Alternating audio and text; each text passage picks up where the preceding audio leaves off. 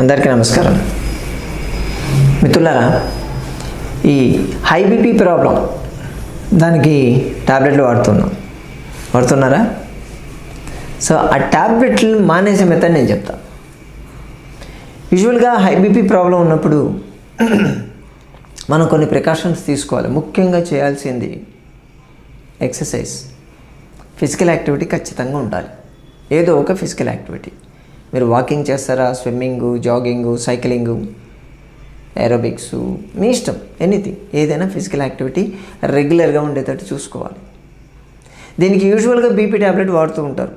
ఒక్కసారి బీపీ వస్తే ఇంకా సేఫ్ సైడ్ బీపీ ట్యాబ్లెట్ వాడండి అని చెప్పి ఇచ్చేస్తూ ఉంటారు కదా. ఆ బీపీ ట్యాబ్లెట్ని ఎంతకాలం వాడాలి అని మీరు అడిగితే లైఫ్ లాంగ్ వాడాలి అంటారు. వాడేటువంటి బీపీ ట్యాబ్లెట్